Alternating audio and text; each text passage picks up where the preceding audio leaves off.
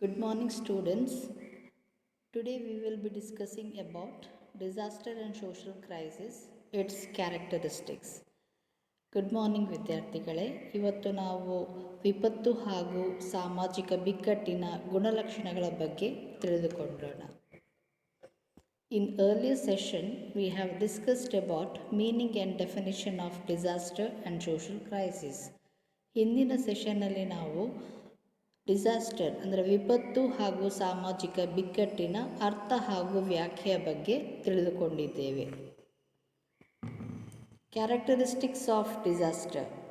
Some of the important characteristics of disaster are predictability, controllability, speed of onset, length of forewarning, duration of impact, scope and intensity of impact. ವಿಪತ್ತಿನ ಪ್ರಮುಖವಾಗಿರುವಂತಹ ಕೆಲವೊಂದು ಗುಣಲಕ್ಷಣಗಳು. ಅದರಲ್ಲಿ ನಿರೀಕ್ಷಿತತೆ. ವಿಪತ್ತು ಒಂದು ನಿರೀಕ್ಷಿಸಬಹುದಾಗಿರುವಂತಹ ಘಟನೆಯಾಗಿದೆ. ಅದರಲ್ಲಿಯೂ ನೈಸರ್ಗಿಕ ವಿಪತ್ತನ್ನು ನಾವು ನಿರೀಕ್ಷಿತತೆಯ ಮುಖಾಂತರ ತಿಳಿದುಕೊಳ್ಳಬಹುದು. ಉದಾಹರಣೆಗೆ, ಭೂಕಂಪ ಸಂಭವಿಸುವ ಸಂದರ್ಭದಲ್ಲಿ ನಾವು ನಿರೀಕ್ಷಿತತೆಯ ಆಧಾರದಲ್ಲಿ ಮುಂಜಾಗರೂಕತೆಯನ್ನು ತೆಗೆದುಕೊಳ್ಳಬಹುದು. ಎರಡನೆಯದಾಗಿ ನಿಯಂತ್ರಿತತೆ. ವಿಪತ್ತು ಅಥವಾ ವಿಕೋಪದಲ್ಲಿ ನಿಯಂತ್ರತೆ ಒಂದು ಮುಖ್ಯ ಲಕ್ಷಣವಾಗಿದೆ. ವಿಪತ್ತನ್ನು ನಾವು ಮುನ್ಸೂಚನೆಯ ಆಧಾರದ ಮೇಲೆ ನಿಯಂತ್ರಿಸಲು ಸಾಧ್ಯವಿದೆ, ಆದರೆ ಎಲ್ಲ ಪ್ರಾಕೃತಿಕ ವಿಕೋಪವನ್ನು ನಾವು ನಿಯಂತ್ರಿಸುವುದು ಕಷ್ಟ ಸಾಧ್ಯ. ಮೂರನೆಯದಾಗಿ ವೇಗದ ಆಕ್ರಮಣ. ವೇಗದ ಆಕ್ರಮಣ ವಿಪತ್ತಿನ ಒಂದು ಲಕ್ಷಣವಾಗಿದ್ದು, ಅಪಾಯದ ಉತ್ತುಂಗದ ಘಟನೆಗಳು ಎಷ್ಟು ವೇಗವಾಗಿ ಸಂಭವಿಸುತ್ತದೆ ಎನ್ನುವುದನ್ನು ನಾವು ಇದರಿಂದ ತಿಳಿದುಕೊಳ್ಳಬಹುದು. ನಾಲ್ಕನೇದಾಗಿ ಮುನ್ಸೂಚನೆಯ ಉದ್ದ. ಕೆಲವೊಂದು ಪ್ರಾಕೃತಿಕ ವಿಕೋಪಗಳು ವಿಜ್ಞಾನಿಗಳು ಮೊದಲೇ ಮುನ್ಸೂಚನೆಯ ಆಧಾರದ ಮೇಲೆ ಸರ್ಕಾರಕ್ಕೆ ತಿಳಿಸಿರುತ್ತಾರೆ. ಇದರಿಂದ ಜನಸಾಮಾನ್ಯರಿಗೆ ಎಚ್ಚರಿಕೆಯನ್ನು ನೀಡಿ ಅಪಾರ ಸಾವು ನೋವುಗಳು ಸಂಭವಿಸುವುದನ್ನು ಆದಷ್ಟು ತಡೆಹಿಡಿಯಲು ಸಾಧ್ಯವಿದೆ. ಐದನೇದಾಗಿ ಪ್ರಭಾವದ ಅವಧಿ. ಪ್ರಭಾವದ ಅವಧಿ ವಿಪತ್ತಿನ ಒಂದು ಲಕ್ಷಣವಾಗಿದೆ. ಆದರೆ ವಿಪತ್ತು ಯಾವ ಸಂದರ್ಭದಲ್ಲಿ ಸಂಭವಿಸುತ್ತದೆ ಎಂದು ನಿಖರವಾಗಿ ಯಾರಿಗೂ ಹೇಳಲು ಸಾಧ್ಯವಿಲ್ಲ. ಉದಾಹರಣೆ, ಸ್ಫೋಟ ಆಗಿರ್ಬೋದು, ಪ್ರವಾಹ ಆಗಿರ್ಬೋದು, ಭೂಕಂಪ ಆಗಿರ್ಬೋದು, ಚಂಡಮಾರುತ ಆಗಿರ್ಬೋದು ಇತ್ಯಾದಿ. ಆರನೇದಾಗಿ ವ್ಯಾಪ್ತಿ ಹಾಗೂ ಪ್ರಭಾವದ ತೀವ್ರತೆ. ವ್ಯಾಪ್ತಿ ಎಂದರೆ ಭೌಗೋಳಿಕ ಪ್ರದೇಶ ಹಾಗೂ ಸಾಮಾಜಿಕ ಸ್ಥಳಗಳ ಆಯಾಮಗಳು ಯಾವ ರೀತಿ ವಿಪತ್ತಿನ ಸಂದರ್ಭದಲ್ಲಿ ಪ್ರಭಾವಕ್ಕೆ ಒಳಗಾಗುತ್ತದೆ ಎನ್ನುವುದು. ಅದೇ ರೀತಿ ಪ್ರಭಾವದ ತೀವ್ರತೆಯ ಆಧಾರದ ಮೇಲೆ ಸಾವು ನೋವು ನಷ್ಟಗಳ ಪ್ರಮಾಣವನ್ನು ನಾವಿಲ್ಲಿ ಗಮನಿಸಬಹುದು.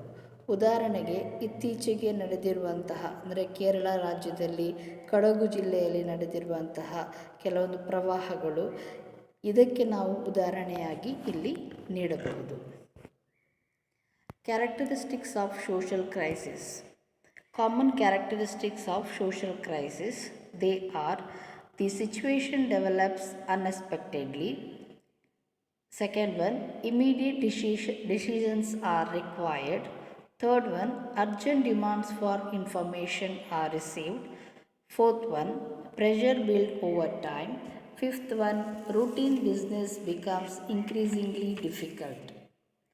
ಸಾಮಾಜಿಕ ಬಿಕ್ಕಟ್ಟಿನ ಕೆಲವೊಂದು ಗುಣಲಕ್ಷಣಗಳು. ಸಾಮಾಜಿಕ ಬಿಕ್ಕಟ್ಟಿನಲ್ಲಿ ಪರಿಸ್ಥಿತಿಗಳು ಅನಿರೀಕ್ಷಿತವಾಗಿ ನಿರ್ಮಾಣವಾಗುತ್ತದೆ.